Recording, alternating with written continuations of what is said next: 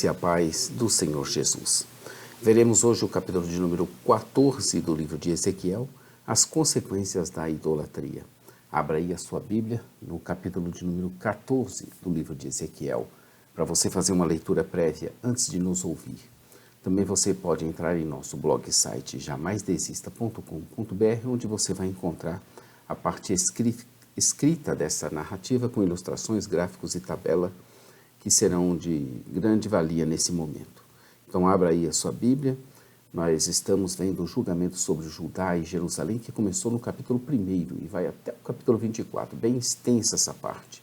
Dentro dela estamos na segunda subparte, que são as séries de visões, vocação, os atos simbólicos e os discursos relacionados de Ezequiel, que os discursos começaram no capítulo 8 e vai até o 24.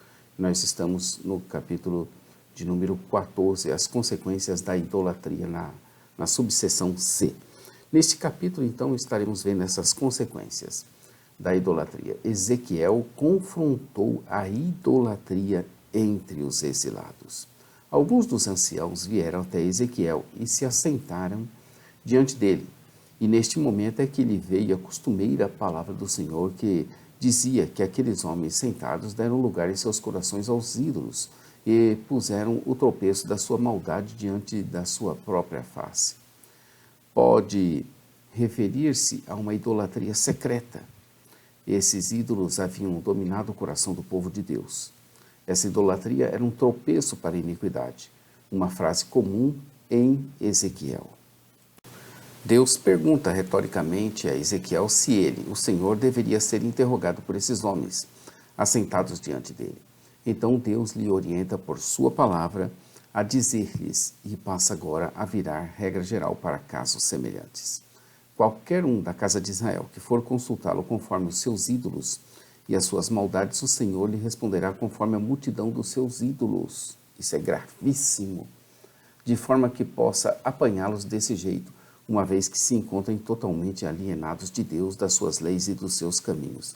Ou seja, Deus irá satisfazer a vontade maligna do seu próprio maligno pensamento por causa da rejeição da palavra de Deus. Isso é muito sério. Você poderá ouvir profecias e palavras que vocês querem ouvir, mas que não são de Deus. E você está enganado, porque você está entregue para si mesmo. Isso é muito terrível. Sendo o meu coração enganoso, nosso coração, como haveremos de confiar diante do Senhor na sinceridade da nossa alma? Se Deus me responder conforme os meus ídolos e maldades do meu coração, eu estarei em grandes apuros. É como se fosse entregue a si mesmo.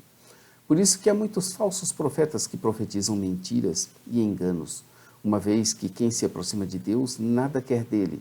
Antes, pactualmente, eles querem um pacto com as suas obras malignas.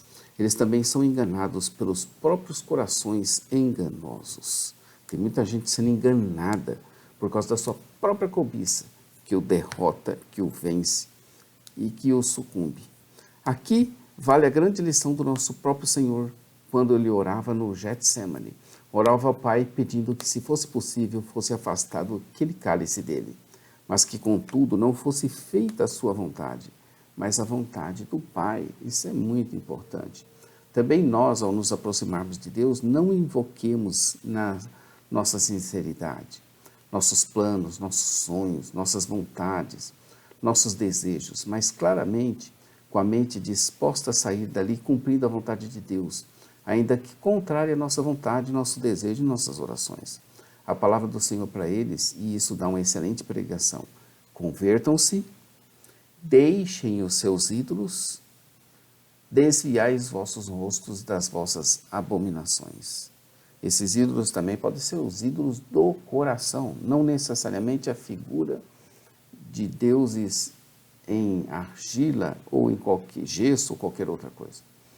Porque qualquer homem da casa de Israel ou dos estrangeiros que peregrinarem em Israel, que se alienar de mim e der lugar no seu coração aos seus ídolos, e puser tropeço da sua maldade diante do seu rosto, e vier ao profeta para me consultar a favor de si mesmo, eu, Senhor, lhe responderei por mim mesmo, e porei o meu rosto contra tal homem, e farei dele um espanto, um sinal, um provérbio, e exterminá-lo-ei do meio do povo, e sabereis que eu sou o Senhor.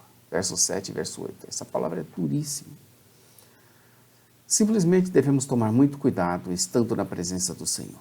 A gente ouve aquilo que quer ouvir, e muitas vezes queremos malignamente fazer Deus cúmplice de nossas ações. No verso 9 fica ainda mais claro a intenção de Deus de até enganar o profeta em atendimento ao coração maligno que dele se aproxima com aparência de santo. Uma das inúmeras passagens da Bíblia que afirmam tanto a soberania de Deus como a responsabilidade moral do ser humano, de tal modo que a vontade de Deus não pode ser usada como desculpa para o mal moral.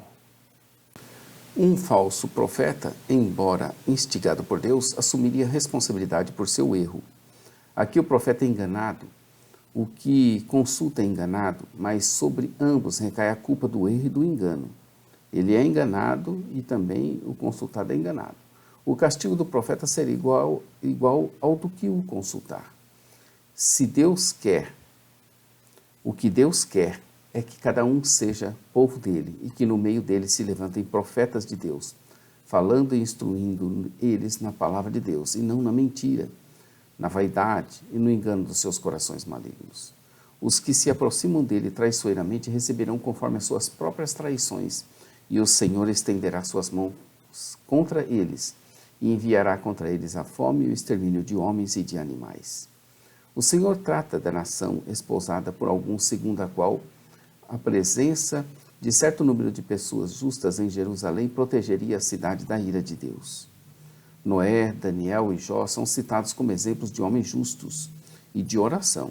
Embora Noé fosse justo e irrepreensível entre os da sua geração, o mundo não foi poupado por causa da sua presença.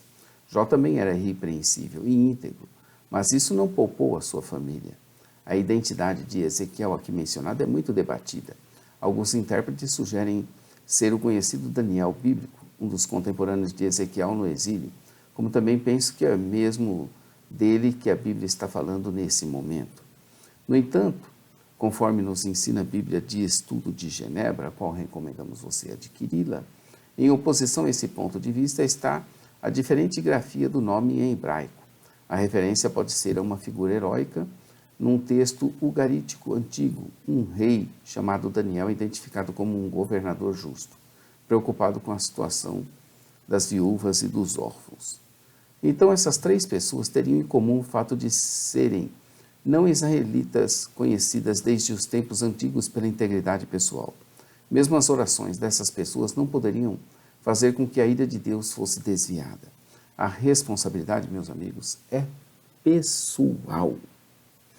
Cada um de nós será responsável por sua justiça e não pela dos outros. Cada um deles, Noé, Jó, Daniel, livrariam a si mesmos e não os demais.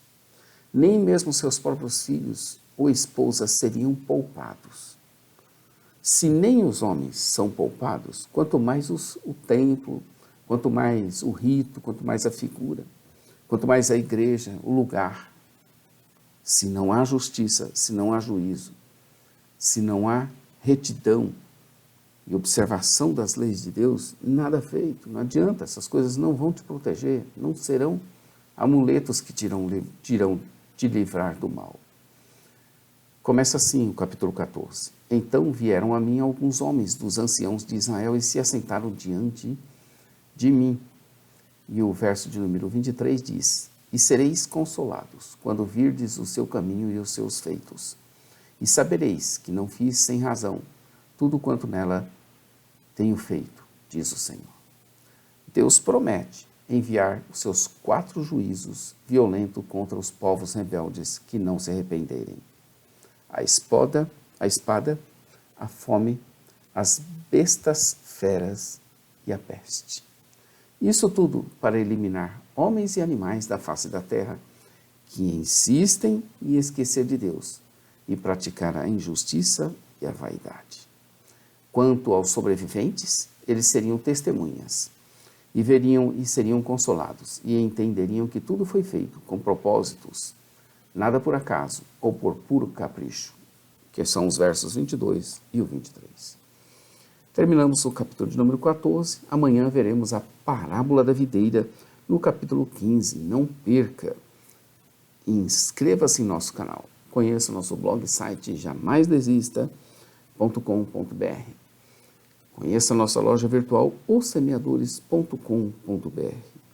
Acesse nosso programa de rádio todos os dias, Momento Missionário da Igreja Os Semeadores, compartilhando o amor, a fé e a esperança. Às 8h30, todas as manhãs, Momento Missionário da sua Igreja Semeadores. E às 15 horas, no sábado, Momento Missionário, Palavra de Vida, com o pastor Johnny Ramos e Janira Ramos. Reprise desse programa é feita nas quartas-feiras, às 20 horas. A todos um bom dia, fiquem com Deus. Maranata, ora, ora, vem, Senhor Jesus. Deus te abençoe, queridos.